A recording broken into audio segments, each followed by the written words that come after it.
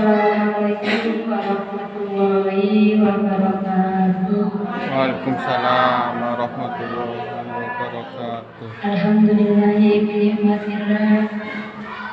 Raditu billahi rabba wa bil islami dinan wa bi nabiyyi wa rasulihi bismillahi ilma wa sunni. Yang saya hormati Bapak Kepala Sekolah dan yang saya hormati Bapak Ibu Dewan Guru semuanya.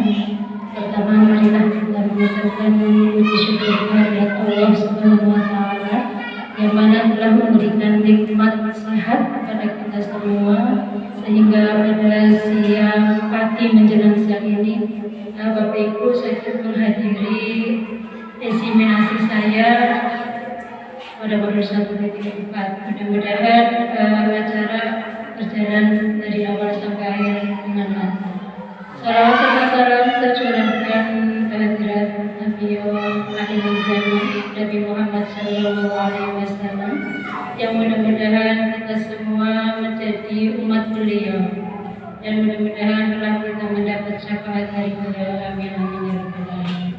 Bapak Ibu yang saya hormati, pertama saya mengucapkan terima kasih atas kesediaan waktu Bapak Ibu semua untuk menghadiri acara eksaminasi saya, yaitu sebagai calon guru penggerak angkatan 7, di mana selama 2 bulan kita belajar modul 1.4 yaitu budaya positif, dan kami diminta untuk berbagi ilmu. Benar sekali yang disampaikan Bapak Kepala Sekolah, saya tidak menggurui di sini, Bapak Ibu. Saya di sini hanya sharing ilmu. Apa yang sudah saya pelajari, saya tularkan kepada Bapak Ibu. Harapan saya itu dalam lingkup luas, tidak hanya di sekolah saya, juga di sekolah lain, bahkan di kecamatan lain, supaya apa yang kami pelajari itu bisa dijalankan oleh guru pada umumnya, khususnya di Kabupaten Bekasi. Budaya positif materi yang sudah kami pelajari. Mungkin nanti Bapak Ibu, apa sih yang akan saya pelajari di sini, yaitu budaya positif. Sebelum saya melangkah ke budaya positif, mungkin Bapak Ibu sudah pernah belajar atau pernah mengikuti materi di PMM. Di PMM itu ada, di PMM itu ada Merdeka Belajar. Di situ ada tentang pemikiran filosofi Ki Hajar Dewantara. Sebelum saya lanjut, saya mau tanya nih Bapak Ibu. Di sini ada kata-kata ing ngarsa sungkulodo, ing madya mangun karsa, dan tuturi ada yang bisa menyebutkan artinya. Bapak Ibu, mungkin salah satu perwakilan apa sih itu makna dari ing ngarsa sungkulodo?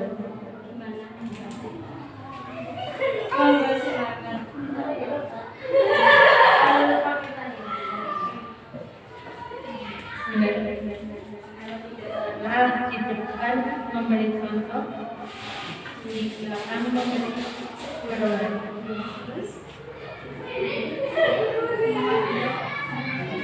Mungkin ada lagi Bapak Ibu guru yang lain bisa mengartikan apa sih itu arti dari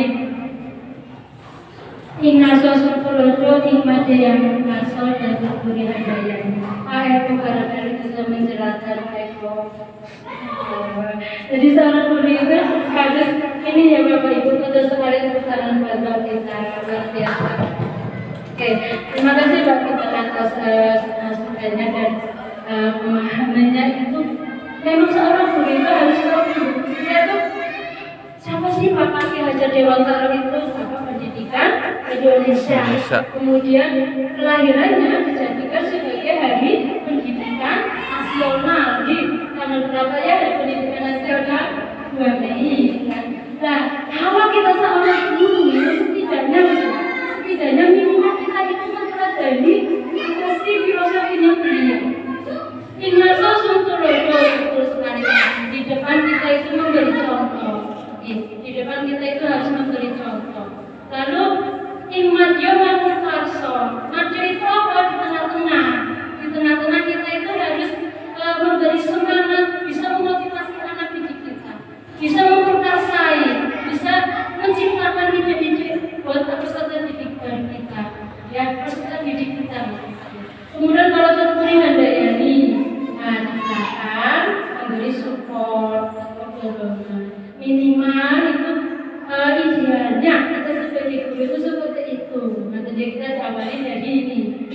di sini apa sih guru?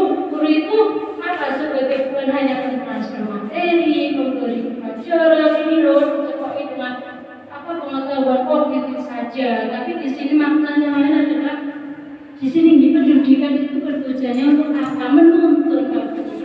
Sebetulnya kita itu hanya menuntun, bukan sekedar mentransfer ilmu, bukan sekedar apa yang sudah Bapak Ibu kuasain selama matematika, saya tentang Pitagoras bukan ke anak didik kita seperti itu. Bukan hanya semata-mata sekedar mentransfer ilmu, menuntun bagaimana? Menuntun segala program yang ada pada anak-anak agar mereka dapat mencapai keselamatan. Ya, tujuannya mencapai keselamatan dan kebahagiaan yang setinggi-tingginya. Inilah tadi ketika seorang guru mampu kita menerapkan filosofi 3 ini, ya.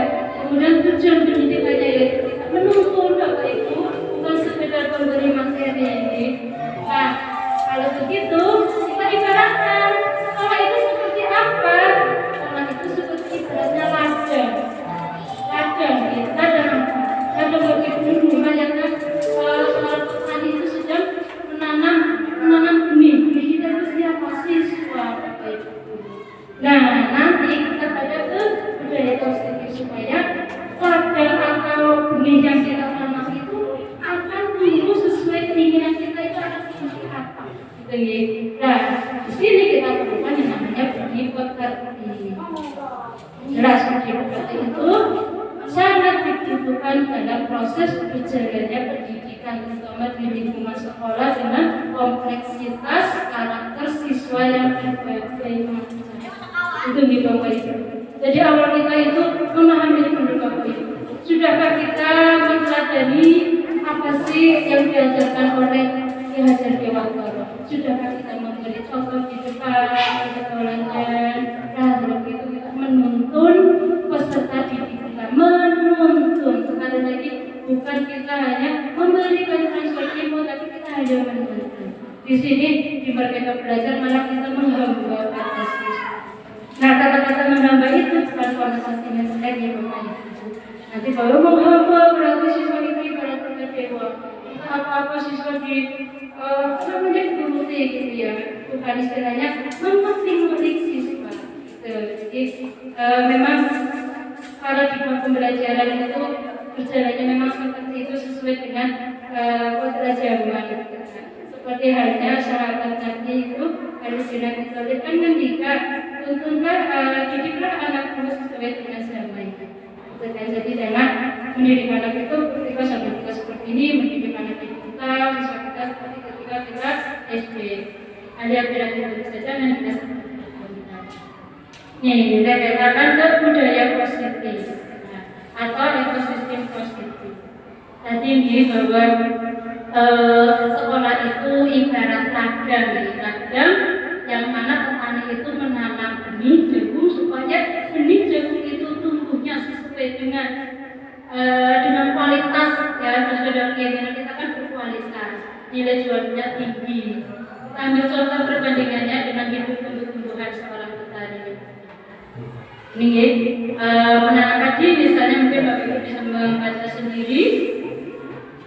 Hanya dapat menuntun tumbuhnya padi, ia dapat memperbaiki kondisi tanah, memelihara tanaman padi, memberi pupuk dan air, membasmi ulat-ulat atau jamur-jamur yang mengganggu hidup tanaman padi dan lain sebagainya. Itu ibaratnya seorang petani itu menanam padi supaya padinya itu tumbuh dengan baik, kualitasnya baik, nilai jualnya baik. Maka seorang petani harus memperhatikan ini tadi, bagaimana kondisi tanahnya, setelah itu memelihara tanaman padinya itu, kemudian membeli pupuknya. Nah, kita sebagai guru itu seperti apa? Berikutnya Bapak Ibu yang saya hormati, budaya positif. Tadi awalnya kita sudah sebagai seorang guru itu akan seperti apa? Kita setidaknya minimalnya menguasai atau memahami atau mengaplikasikan filosofi Ki Hajar Dewantara. Dalam mewujudkan budaya positif di sekolah yang maka harus ada senantiasa berkolaborasi. Apa itu kolaborasi? Apa ya? Kolaborasi, kerjasama. Betul sekali, kita harus adanya kerjasama. Tak mungkin satu aktivitas atau kegiatan itu bisa berjalan sukses dengan sendiri. Ya, ibaratnya saja satu biji itu pun akan berfungsi apabila mereka dalam satu kesatuan, akan menjadi makna, ada nilai fungsinya. Jika kalau sendirian mereka sebagai sampah. Harus ada kolaborasi. Kita bekerja tidak boleh sendirian karena kita makhluk sosial. Berkolaborasi dengan semua pihak. Di sekolah kita melibatkan kepala sekolah, guru, dan murid. Di sini pertama kita itu bagaimana untuk membudayakan budaya positif. Apa sih yang sudah ada budaya positif di sekolah? Coba saya pengen pengen tahu budaya positif apa yang sudah berjalan di sini. Sudahkah kita menerapkan 5S? Senyum, sapa, salam, itu kita optimalkan. Kita mau menerapkan budaya positif, misalkan adanya pembacaan program di pagi hari ditulis oleh siswa, kolaborasikan dulu dengan kepala sekolah. Kemudian kita analisa dulu kebutuhan guru. Kemudian kita kolaborasikan juga dengan rekan guru di sekolah tersebut. Yang pertama tahapannya kita menganalisis kebutuhan guru. Nanti kita belajar apa sih kebutuhan murid menurut itu sebenarnya Maslow itu ya, kita ada 5 kebutuhan murid, 5 dasar kebutuhan. Merancang dan menerapkan kesepakatan budaya positif kelas bersama murid. Sudahkah kita membuat kesepakatan kelas di kelas? Nanti kita belajar apa sih kesepakatan kelas, terus dampaknya itu untuk apa, murid dan untuk kita. Kita sebetulnya guru itu pengen apa sih kita? Ayo kita jujur pada diri kita. Kita menjadi guru itu pengen siswanya seperti apa? Ya seperti apa? Kan pengen siswanya seperti punya disiplin tinggi, ya kan? Punya nurut, kalau maksudnya punya sifat nurut, manut benar guru. Saya pengen siswa saya sukses. Maka kita juga belajar sedikit-sedikit menerapkan budaya-budaya positif. Juga kalau Bapak Ibu kata, Insya Allah itu apa yang menjadi keinginan kita itu siswa itu terbentuk seperti apa, Insya Allah terwujud. Siswa yang berprestasi Insya Allah. Karena setiap siswa itu sebetulnya setiap anak itu tidak bodoh. Kita guru itu tadi hanya menuntun. Kita itu hanya menuntun. Menurut Ki Hajar Dewantara, anak didik kita itu ibaratnya itu kertas, di dalamnya itu sudah ada tulisan Bapak Ibu.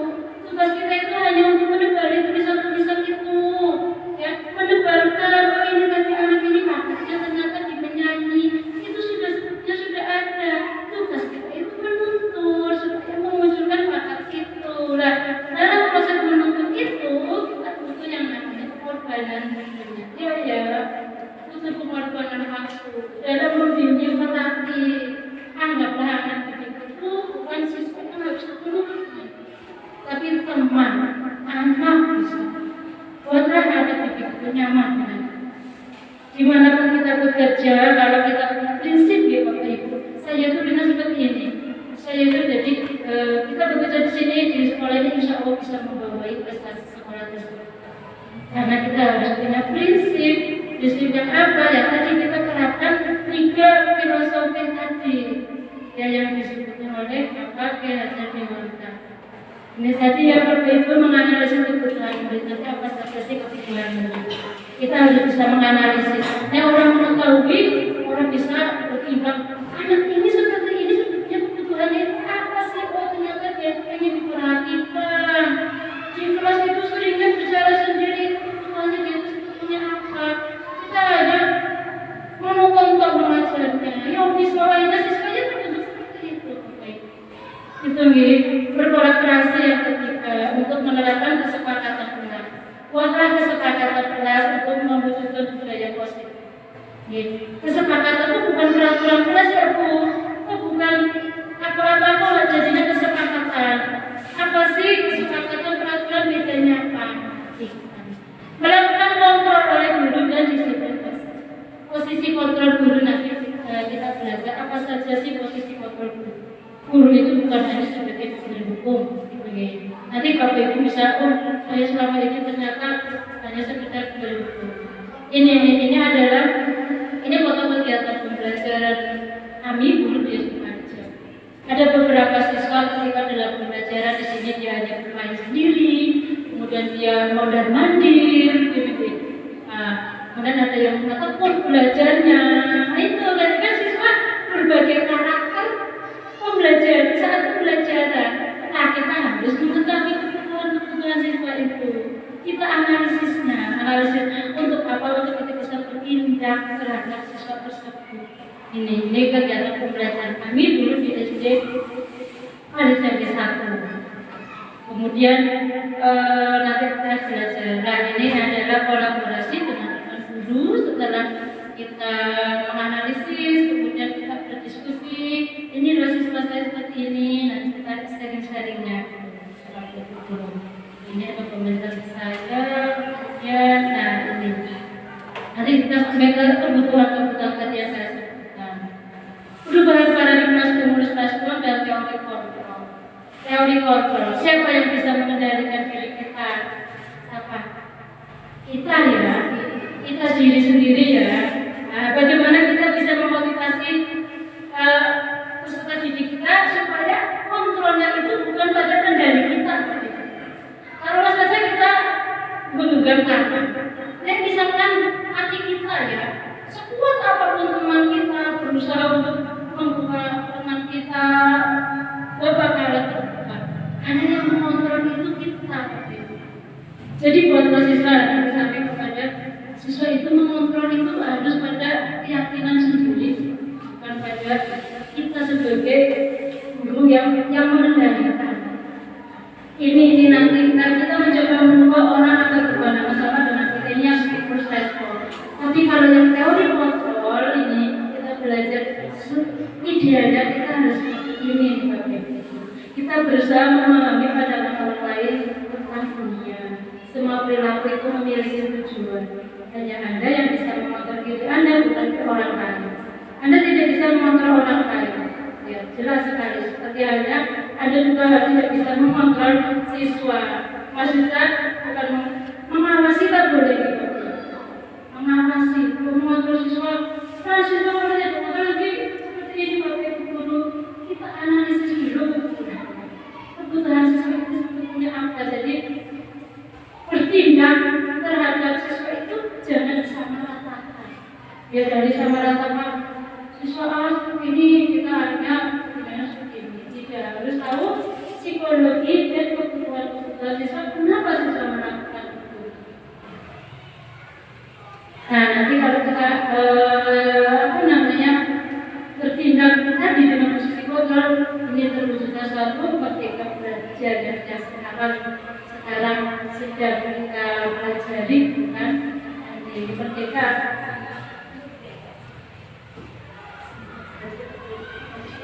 Berikutnya, agar pada budaya positif. Apa sih budaya positif itu? Nah, budaya positif dapat diciptakan melalui beberapa hal yang ada. Nah, tadi yang saya sampaikan, tujuan kita menjadi guru itu apa? Meski tidak hanya mencerdaskan gitu. Sehingga ini cerdasnya bukan Bapak Ibu guru, tapi siapa? Gusti Allah. Ya, jangan kita cerdas itu Gusti Allah Bapak Ibu. Tugas kita tadi itu Bapak Ibu guru-guru itu menuntun. Asal pada dasarnya anak itu sudah punya bakat. Bakat itu masih bersama. Tinggal kita menebari. Anak saya pindah di sekolah ini ternyata ternyata memang semua anak punya kecerdasan masing-masing, punya kehebatan masing-masing. Yang pertama, budaya positif akan terwujud apabila lingkungannya positif. Lingkungan sekolah yang menyenangkan dan nyaman akan memberikan rasa aman bagi murid. Nah, ayo kita budayakan salam, senyum, sapa, sopan santun. Tapi ojo kita dulu Bapak Ibu, kita menerapkan dulu sebagai marso sutulodo. Ojo pemerintah murid senyum sapa nek murid ngambek menunggu. Ya bisa bagaimana? Bahasa apa ya? Jargon ini apa ngajari tapi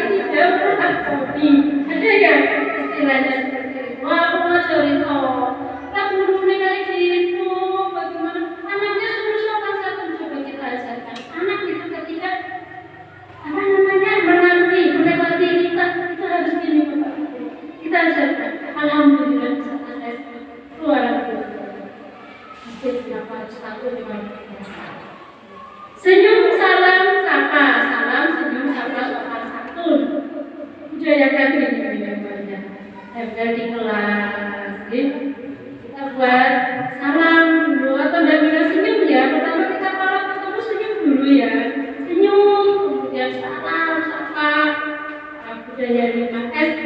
Ini akan membuat lingkungan kerja itu akan positif, asli. Saya bisa mendapatkan guru, susah banget guru cemberut, tenang. Ya mesti awalnya orang enak, ya baca. Aku asli orang kerja yang gawe orang lain. Begitu juga siswa kita. Kita punya masalah di rumah, di bawah, di kelas, bisa cemberut. Siswanya yang sebenarnya betul. Ya, jadi lingkungan yang positif ciptakan dulu lingkungan yang positif. Lingkungan yang positif berawal dari pribadi kita yang positif. Penuhilah otak kita itu dengan hal-hal yang positif. Itu memang susah. Bukan hanya sekedar teori-teori, tapi kita mempraktekkannya memang jauhi rasa hasut, rasa iri, rasa dengki. Itu memang butuh latihan. Kemudian membentuk keyakinan kelas lagi-lagi. Nanti setelah saya harapannya setelah diseminasi ini nanti Bapak Ibu itu setiap kelas itu buat satu keyakinan kelas. Untuk apa keyakinan kelas? Untuk bisa kita mewujudkan budaya positif. Apa sih itu keyakinan Bapak Ibu? Tanamkan contohnya gini, Bapak Ibu naik kendaraan menggunakan helm. Bapak Ibu tanamkan pada diri kita itu helm itu berkeyakinan untuk apa? Selamatan kan? Bukan hanya sekedar hilang, jauh. Itu keyakinan kita untuk kalau saya tidak pakai helm, kalau misalkan jatuh beresiko, kepala saya pecah atau misalkan ada kendaraan berbahaya. Itu satu keyakinan tanamkan. Jadi memang peraturan keyakinan itu luar biasa sekali. Kalau kita benar-benar kita terapkan di sekolah kita, aduh, mau lihat ke sekolahnya lingkungannya kayak yang siku, lingkungannya apa namanya ya, anak-anaknya brutal misalnya, anak-anaknya itu nggak terbiasa, anak-anaknya itu susah diatur. Tidak Bapak Ibu, supaya setiap anak itu dilahirkan dengan kecerdasan, dengan kehebatan masing-masing. Bismillahirrahmanirrahim, bisa kita tuntun, bisa kita tuntun dengan progresi kita yang kurang lagi. Kemudian peraturan kelas, karena ini peraturan kelas adalah satu keyakinan kelas, kesepakatan kelas yang menjadi sebuah keyakinan kelas, di mana berguna agar menjadi rasa nyaman dan aman untuk pembelajaran. Ini video pembelajaran saya, proses saya membuat satu keyakinan kelas ini. Sudah bisa dilihat. Jelas Bapak Ibu bisa melihat proses saya membuat satu keyakinan kelas di siswa kelas 5 seperti berapa ini.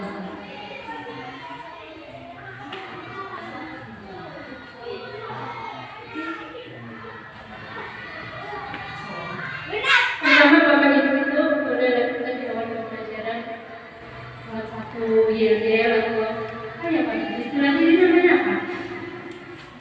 Apa ya? SBK boleh di awal pembelajaran, boleh di tengah pembelajaran, boleh di akhir.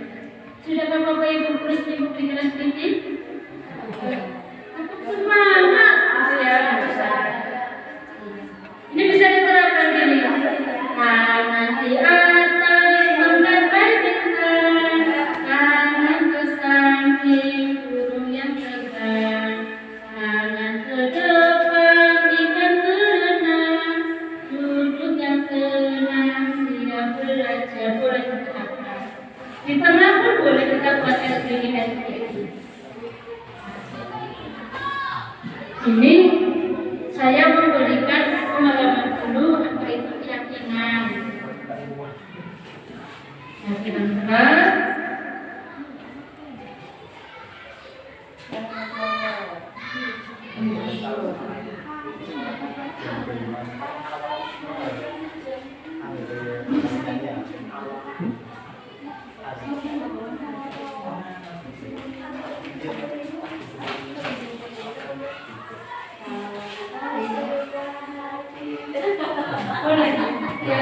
Boleh bawanya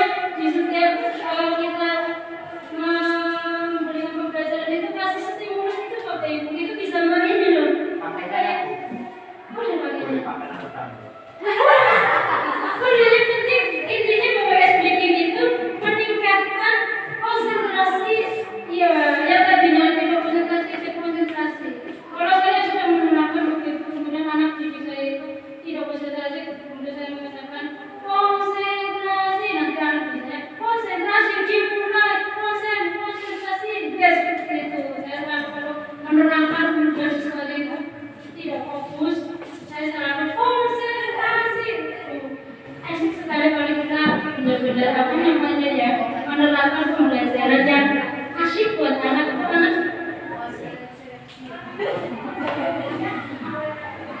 Ini saya sedang memberikan satu stimulus anak tentang keyakinan kelas itu apa. Kemudian menjelaskan apa sih kenapa kita harus punya keyakinan kelas. Di sini saya sedang membuat satu keyakinan kelas dan kelas impian. Nanti Bapak Ibu bisa diterapkan, buatlah satu keyakinan kelas dan kelas impian. Ya itu nanti saya membagikan foto pembelajarannya.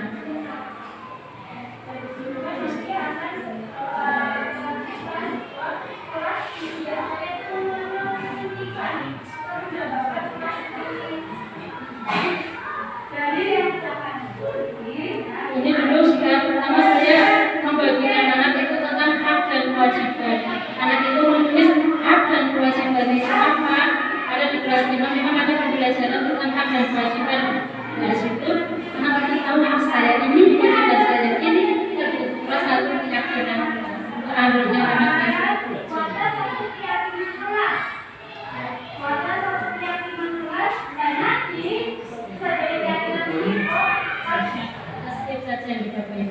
Tadi setelah itu saya membagikan lembaran kecil-kecil, kemudian anak mengisi, menulis keyakinan kelasnya, kemudian anak menyepakati dari beberapa keyakinan yang sudah ditulis teman-teman yang disepakati misalkan dia meyakini kelas yang bersih membuat suasana nyaman.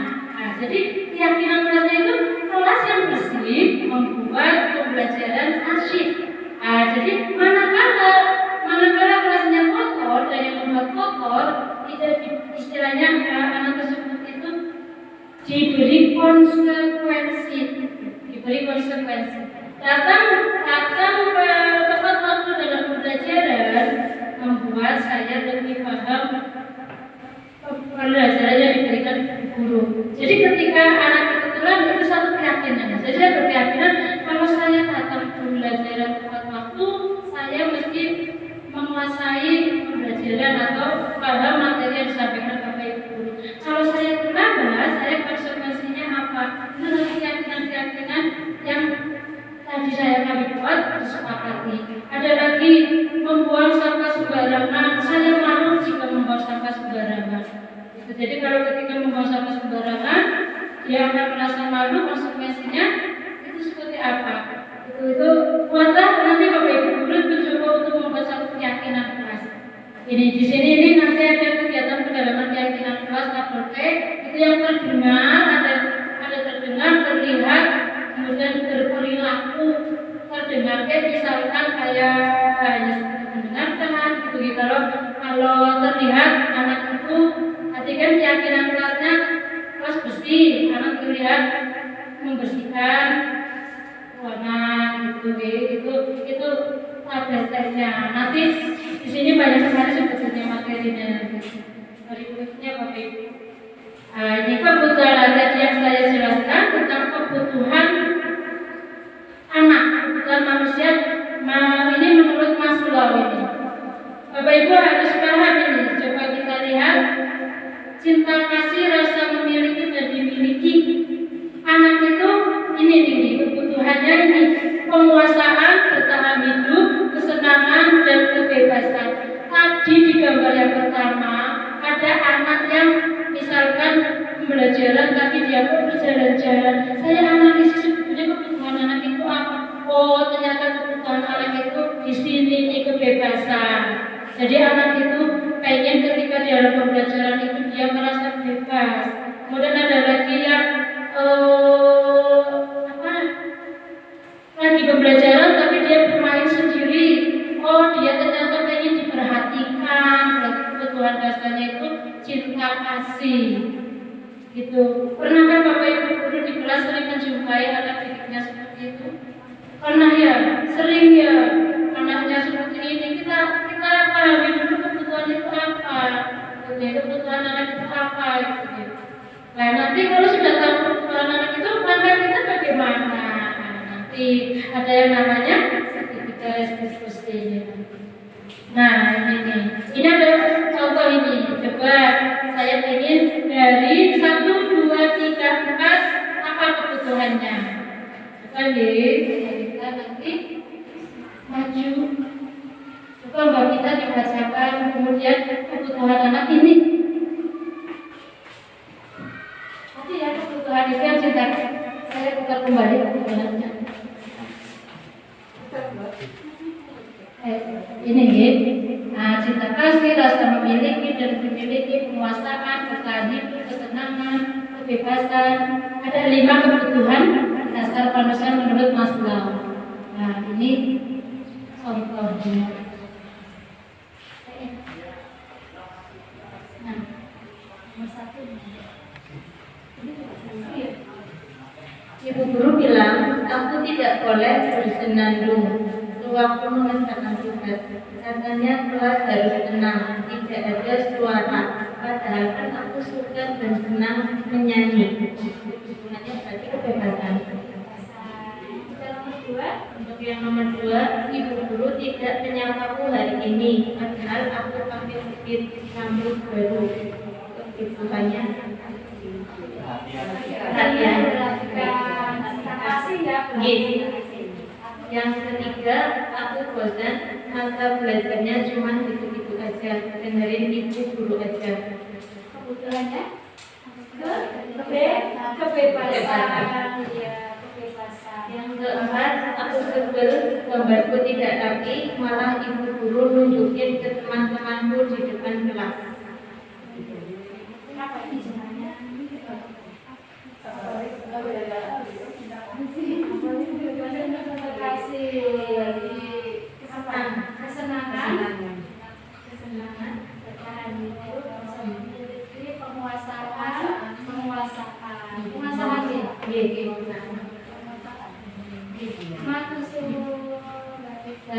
Ya, inilah contoh-contoh biasa.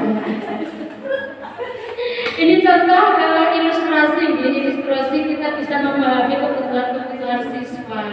Jadi kita setelah kita memahami kebutuhan siswa, kita memperlakukan siswanya itu bisa dengan sesuai dengan kebutuhannya, ya lakukan sesuai itu dengan kebutuhannya. Oh ternyata anak ini pengen diperhatikan, cucu dimarahin, ya, cucu ditanyain, dia hukum. Oh ternyata anak ini minta kebebasan, tapi kebebasan yang masih kita tetap terpantau. Jadi ibu guru bilang aku tidak boleh bersenandung sewaktu mendapat tugas. Nah nanti kita mengarahkan supaya sebetulnya kan ini tidak baik. Kita arahkan kembalikan ke kesepakatan kelas yang sudah dibuat. Tadi kan kalian sudah membuat kesepakatan kelas.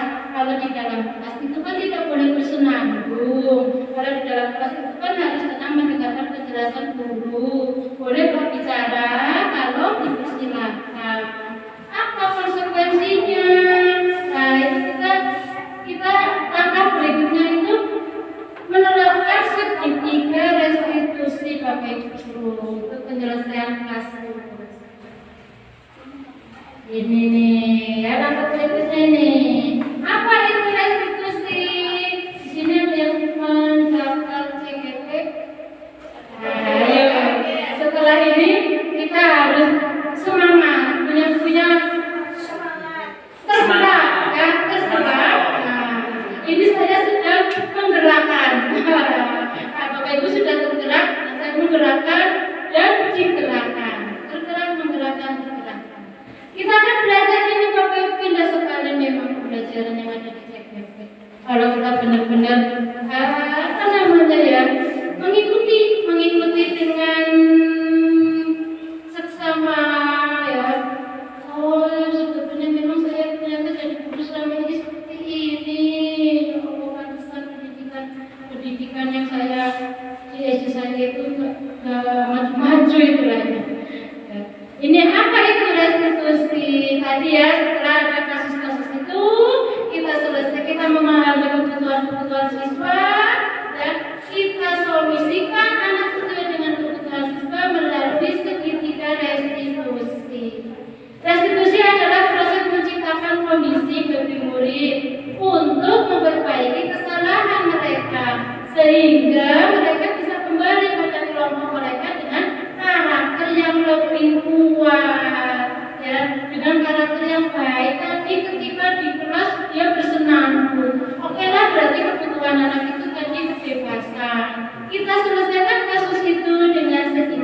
restitusi.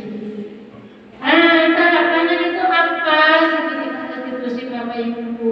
Nanti yang belajar yang mengikuti CKP Natal belajar ini. Segitiga restitusi yang pertama adalah validasi tindakan yang salah. Ya, validasi tadi kita memvalidkan dulu anak itu dipanggil dengan baik. Tidak tadi anak bersenang dulu, kemudian kamu bisa begini, kemudian akan dihukum. Kita validasi dulu, kemudian menstabilkan identitas, menstabilkan identitas kayak apa, ditenangkan dulu istilahnya. Ya, ditenangkan. Setiap orang itu pasti pernah melakukan kesalahan, ya kan? Kita itu setiap orang harus mengenai kesalahan. Guru juga sering melakukan kesalahan. Tapi apakah tindakan kamu itu baik ketika dilakukan di kelas dalam pembelajaran? Itu namanya menstabilkan identitas. Madu-maduni istilahnya. Madu-maduni ojo. Jangan bersama dia langsung tindakannya dimarahi, kita dilapor, apalagi dipermalukan di depan siswa yang lain. Itu jangan ya Bapak Ibu. Jangan pernah mempermalukan siswa kita di depan teman-temannya. Itu akan menjadi trauma berkepanjangan dan akan dikredit. Aku ya di sini sampai tua sampai tua anak kita akan terkenal-kenal.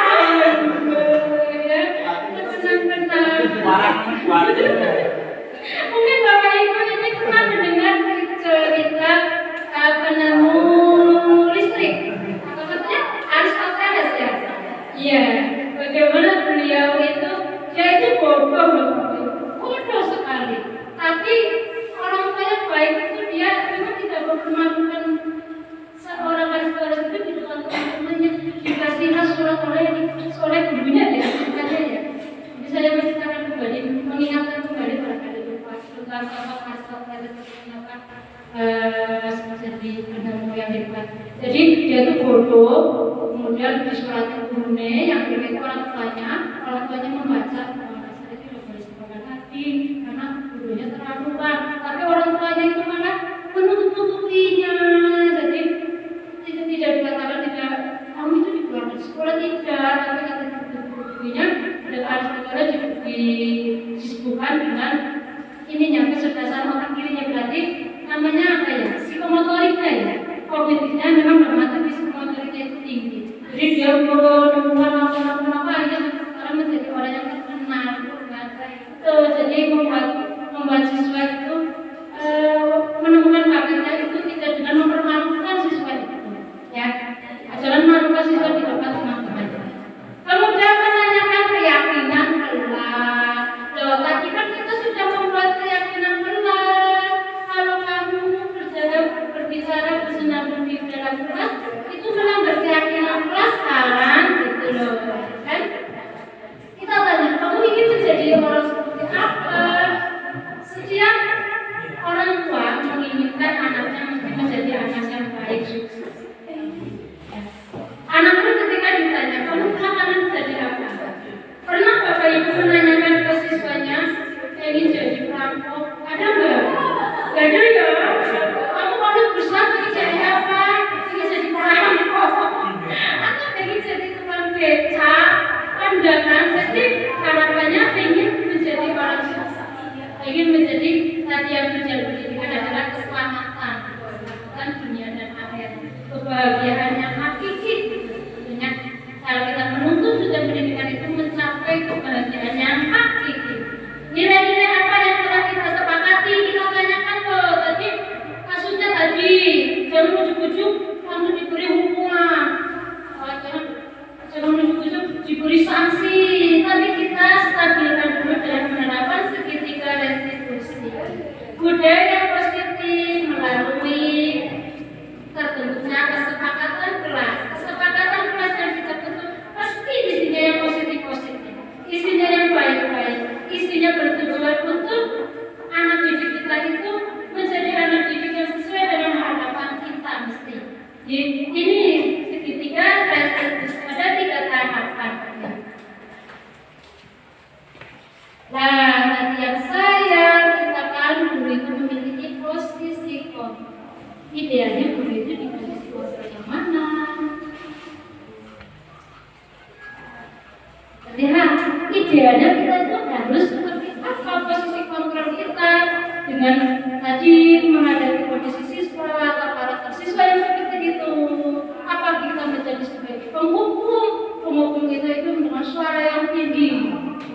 ya sama. Kamu sudah dibilangin kalau pembelajaran jangan bicara sendiri. Itu kan seperti itu, geng. Membuat orang lain merasa bersalah dengan memeras harus seperti apa kita idealnya sebagai manajer, gitu. Nah itu nih, dengan ada suara yang tulus, bahasa tubuh tidak kaku, mendekat ke murid, murid merasa nyaman dengan kita. Kalau murid merasa nyaman dengan kita, pasti Bapak Ibu kan pengen anggar mengajari materi, pasti siswanya itu berpaham ya. Kalau mungkin bisa diajari tentang kita poros atau paham, ya paham. Siswa itu kadang-kadang kan tidak merasa nyaman dalam pembelajaran kita. Buat kelas itu merasa nyaman. Bisa dengan tadi SDK, supaya itu kerja aku. Terus dia berdiri kita bermain tembak-tembakan, tembak-tembakan.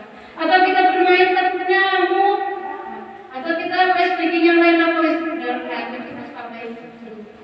Sebagai manajer idealnya, di posisi kontrol kita dalam menerapkan segitiga restitusi itu. Ya, ini nanti terciptalah budaya positif di kelas atau di sekolah khususnya. Akibatnya, kalau kita menjadi posisi kontrol sebagai penghukum, kemungkinan murid itu marah, dendam, ya agresif, keras ya, agresif itu keras. Ya kan, bisa jadi sesuka kembali duduk, di perjalanan duduk, ya pun kalau punya jadi birokrasi kan, sepulang-sepulang bukannya dia sadar, aduh mana ada benda, aku ini gak jadi aku kalah lagi. Ada saya pernah diceritani waktu itu, jadi sebelum anak ini diajar saya, yang kelas dulu katanya nggak tahu itu punya siapa. Itu pernah ditolong-tolong. Akhirnya anak itu keluar, ya keluar mungkin ada masalah sampai anaknya itu trauma. Akhirnya tidak mau sekolah dan putus sekolah. Jangan sampai kita menjadi guru yang seperti itu. Jangan sampai kita menjadi guru yang seperti selalu penghukum. Penghukum itu bukan hanya sekedar fisik ya, nah suara proses itu sudah satu pendiri.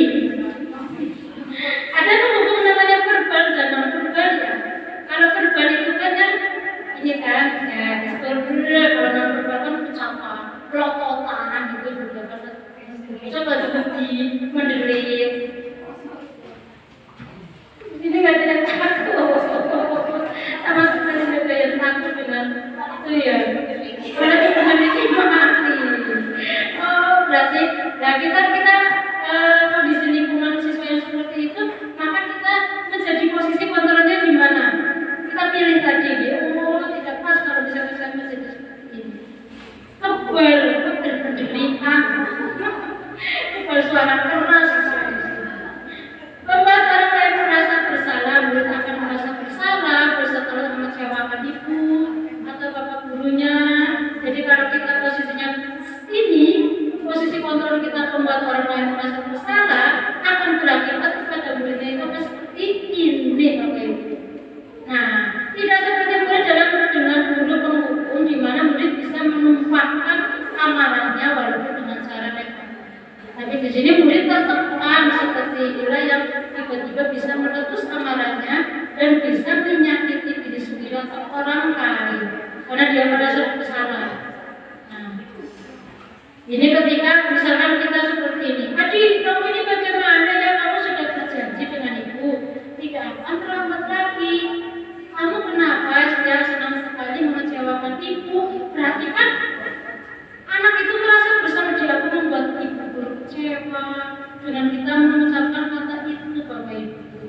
Kita terapkan segitiga restitusi dengan tadi apa ya, menstabilkan ya kan, kemudian menanyakan keyakinan. Kalau ini kan nanti anaknya terus dikandani kemudian terlambat, kamu membuat ibu kecewa, hanya anak merasa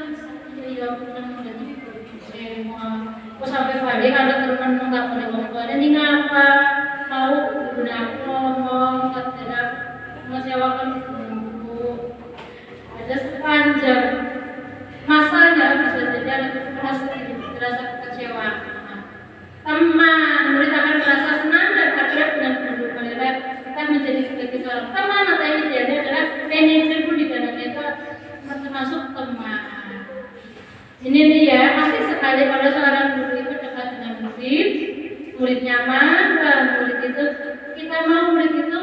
Nah ini kata siapa ini momen yang pas ini untuk kita terapkan budaya-budaya positif ini. Berkolaborasi dengan rekan guru ya. Kemudian tanamkan anak itu, motivasi itu ada di dalam diri anak. Bukan orang latihan ketiganya ibu kita. Tapi dia punya keyakinan ambilnya orang. Karena orang bisa. Iya, ambilnya orang seriusnya orang juara. Gitu ya. Jadi ini momen yang penting untuk kita. Ayo anak-anak itu bangkitkan motivasi anak, keyakinan anak untuk anak itu bisa juara. Asli, setiap anak itu punya kehebatan berbeda. Tinggal kita bagaimana untuk menggalinya, meluangkan banyak waktu, keikhlasan, jelas keikhlasan waktu, tenaga. Kita nanti sebenarnya prestasi nih. Ya, kalau kita hebat itu, guru hebat ketika bisa menciptakan anak didik peserta didik hebat. Bukan hebat karena dirinya saja, tapi bisa menghebatkan lingkungan di sekitar, terutama peserta didik. Kita bekerja dengan budaya hidup, masih hidup ya. Kita bekerja dengan budaya hidup. Beda dengan kalau kantoran kan bekerja dengan komputer seenaknya baik. Alhamdulillah, kita bekerja dengan budaya hidup. Yang mana tujuan pendidikannya tadi memberikan keselamatan, kebahagiaan yang hakiki. Bapak Ibu, ayo kita bareng-bareng bangkit menjadi guru yang apa yang diciptakan oleh pendidikan kita ya. Apa namanya di dalam undang-undang juga kan semua disiplin. Filosofi Bapak Ki Hajar Dewantara itu lagi tahun berapa Pak Eko? Sudah lama berapa tahun namanya nih? Berapa namanya menginginkan pendidikan Indonesia itu seperti ini. Tapi kenapa masih tidur selama ini? Ayo kita maka akhirnya program-program ini luar biasa sekali. Memang saya apresiasi yang luar biasa untuk program semacam ini, menyadarkan yang tadinya tertidur, yang tadinya masih tidak semangat menjadi semangat. Oh iya, juga udah guru selama ini kayak piye, pantesan gitu ini kayak piye. Ya jadi belajar kita guru dituntut harus tetap belajar dan belajar. Pemantau, posisi kita sebagai pemantau yang terakhir saja langsung pada manajer. Nah ini manajer, bagaimana posisi guru ini sebagai manajer? Bila guru dalam posisi pemantau, guru akan melihat apa sanksinya apa peraturan. Namun pada posisi manajer, guru akan mengembalikan tanggung jawab pada murid untuk merencanakan sudah selesai, untuk memperbaiki atau merencanakan tindakan yang sesuai dengan keyakinan yang sudah kita buat. Jadi intinya begitu ya Bapak Ibu, bahwa budaya positif akan tercipta apabila yang pertama yaitu kita guru tahu idealnya guru seperti apa. Saya ingin menciptakan budaya positif di kelas, di sekolah, maka tanamkan dulu pribadi kita pribadi yang positif. 3 itu minimal adalah idealnya 3, 5, 1, 5, 5, tuturi yang itu benar-benar kita pahami maknanya dan implementasikan di dalam sekolah. Budaya positif itu yang bisa terwujud dengan buatan kesepakatan kelas. Mulai sekarang nanti Bapak Ibu guru menyusun kesepakatan kelas. Ya, setelah itu Bapak Ibu guru pahami dulu kebutuhan peserta didik kita. Penyelesaian masalah sudah ujuk-ujuk ya sekitar diskusi diterapkan. Kalau saya sudah kemudian divalidasi tindakan validasi tindakan maksudnya menanyakan dulu valid tindakan itu dia benar apa tidak. Kan bisa jadi waktu bulan singkat salewan ini mau nyolong duitnya mentas singkat ujuk-ujuk urusin orang melakukan restitusi lalu gitu kan kita ada validasi tindakan dijago rumah itu benar kamu mengambil uang temanmu atau benar kamu tadi tidak memakai seragam itu kan setelah itu kan stabil kan stabil maksudnya dengan dunia setiap orang memang punya kesalahan ya. Tidak ada manusia yang tidak pernah melakukan kesalahan termasuk guru pak guru juga sering melakukan kesalahan tapi kita harus tahu saat melakukan kesalahan itu apa akibatnya keyakinan kita ingatan pada siswa tersebut kan sudah membuat keyakinan kelas jangan mengambil uang atau barang milik teman. Saya malu ketika mengambil barang yang bukan milik saya sendiri. Itu keyakinan kelasnya tanamkan pada diri anak. Saya malu, saya berdosa jika saya mengambil hak yang bukan haknya. Nah setelah anak ditanyakan keyakinan kelasnya, anak-anak tersadar iya sebenarnya salah sebenarnya tidak ada kesalahan. Nah kalau sudah ada mengakuinya kita menanyakan lalu apa tindakanmu nak meminta maaf dulu setelah itu mengembalikan barang. Wah enak sekali kalau misalnya benar-benar menerapkan segitiga restitusi itu dalam penyelesaian kasus menuju budaya positif di kelas dan sekolah kita. Itu sudah saya terapkan pada itu.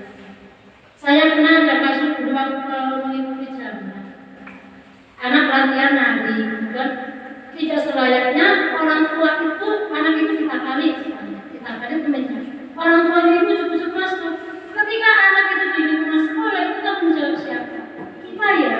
Kita guru itu sebagai orang tua tanggung jawab orang tua di luar itu ibaratnya dia bukan orang tuanya ketika di sekolah anak itu anak kita ujuk-ujuk orang tua itu ngefreki anak maksudnya ngefrek anak yang nakali anak dia sampai orang tuanya itu tidak terima telepon saya telepon mau di visum mau di apa aduh aku tanggung jawab makanya bisa kelas 5 aku tanggung jawab aku itu saya sedang di luaran lagi rapat jalan situ ada guru kelas 1 sudah melatih nari aduh bocah kayak melatih nari mana waktu tinggal 3 hari ambil ini saya bocah ini tidak emak aku nari ini kacau orang juara aku itu tidak mau gak dapat teman mau di visum itu saya saudaranya polisi ini di pokok ini ada merah kemudian saya waktu itu belum melakukan apa namanya CGP mungkin belum kayaknya bulan Agustus ini tapi saya punya apa namanya masukan dari teman-teman tadi ya tadi kan kita ketika ada masalah itu kan kita harus kolaborasi musyawarah dengan teman-teman ini bisa bagaimana ya jadi sampai itu jalur hukum dan kan laporan polisi namanya bersama wali kelas 5 saya datang dulu ke orang tua itu validasi tindakan dulu sama orang tua itu yang tadi ternyata itu hanya mengutuk tapi kan itu maksudnya 4 bulan teman-teman yang melihat itu yang membela si A ini katanya ibu mengefrek akhirnya apa saya validasi itu kemudian saya melakukan kestabilan tadi ya kemudian saya ketemukan kedua orang tua itu orang tua itu merasa bangga senang anak saya berpotensi jadi dulu ya Bu maksudnya jangan pindah dulu saya ketekan alhamdulillah anak tersebut tetap tinggal di Jamban dan akhirnya Jamban sukses alhamdulillah untuk dari Jamban 1 kemarin di Jamban itu kita pindah karena kita itulah ketika kita menyelesaikan kasus itu jangan sendirian berkolaborasi sharing dengan teman masukan saling mana yang baik kita eksekusi tindakan. Begitu Bapak Ibu materi tentang budaya positif harapan kami CGK Angkatan 7 bisa memberikan virus positif baik di lingkungan kerja saya maupun di lingkungan lain, wakil luasnya, wakil khususnya sekolah saya, dan wakil umumnya itu kabupaten Tegal pada umumnya supaya pendidikan di kabupaten Tegal itu meningkat, supaya pendidikan kabupaten Tegal itu tidak merosot istilahnya, maksudnya ya pembentukan karakter Tegal. Ada pertanyaan Bapak Ibu? Monggo barangkali ada pertanyaan. Saya persilakan. Nah, oh saya sini. Nanti kita cari. Oh ini restorannya seperti ini. Gitu. Jadi mulai sekarang kita bangkit, jadi dibagi guru yang menyenangkan.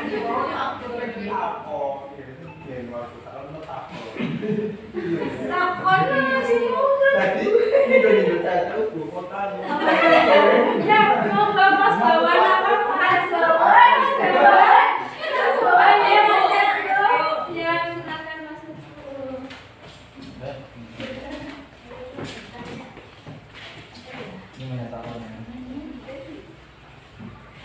Assalamualaikum warahmatullahi wabarakatuh. Salam. Bu Putri, terima kasih tadi atas penyampaian materi IHJ ya. Ada sedikit pertanyaan, tapi sedikit melenceng nggak apa-apa ya. Iya. Pertanyaannya yaitu di kurikulum Merdeka ini kan ada yang namanya P5. Jadi,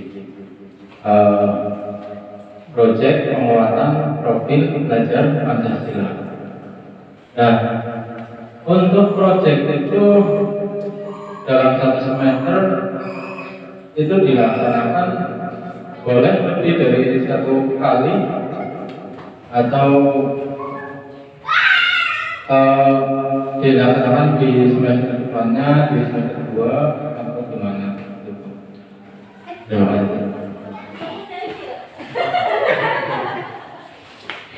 Oke, terima kasih Mas Teguh atas pertanyaannya. Mungkin Bapak Ibu ada yang bisa menjawab? Ada yang bisa menjawab nggak? Yang sudah melaksanakan kurikulum Merdeka di kelasnya. Kebetulan saya mengajar kelas 5 dan masih kurikulum kelas Merdeka, yang kurikulum 13 ya. Bagaimana dengan pertanyaan Mas Teguh bahwa P5 dalam satu semester itu boleh dikerjakan atau dilewatkan gitu ya Mas ya? Apa minimalnya berapa meter? Berapa kali proyeknya gitu ya? Ada sudah pernah melakukan ini enggak? Iya beratur. Referensinya bagaimana beratur? Saya paham saya, karena kebetulan saya belum melaksanakan kurikulum Merdeka, tapi minimalnya ya sekali Mas. Dalam satu semester itu minimalnya itu kita melakukan P5 itu iya harus ada itu minimal, jangan tidak ada ini. Jadi P5 itu tidak harus melulu kan kita bisa wirausaha, itu kan di dalamnya kan wirausaha atau berkebinekaan global. Di situ budaya lokalnya itu apa? Kita laksanakan untuk P5. Kita di sini budaya lokalnya di sini ada museum Sumeto ya. Kita antar anak kita ke museum. Nah itu bisa satu tugas proyek tadi. Minimalnya kebetulan saya belum melaksanakan kurikulum Merdeka. Tapi minimalnya itu sudah satu dalam satu semester itu melaksanakan satu proyek. Gitu Bapak Ibu. Sudah melaksanakan. Sudah di satu kali nih. Iya, dalam satu semester satu kali. Boleh melakukan 3 kali atau boleh lah, menurut saya cukup. Karena itu bagus sekali untuk membentuk profil pelajar Pancasila. Belajar Pancasila beriman dan bertakwa pada Tuhan Yang Esa. Dan kemudian berkebinekaan global, gotong royong mandiri, kreatif dan bernalar kritis. Tujuannya itu memang ya kreatif dan bernalar kritis. Berkewirausahaan, jadi Bapak Ibu tidak hanya mengajar. Kemarin terimanya apa? Wirausaha, dagang, gawe sesuatu. Iya. Baik Bapak Ibu, Baik Bapak Ibu, demikian tadi pemaparan dari saya tentang budaya positif. Mohon maaf atas segala kekurangannya. Billahi taufiq wal hidayah. Wassalamualaikum warahmatullahi wabarakatuh.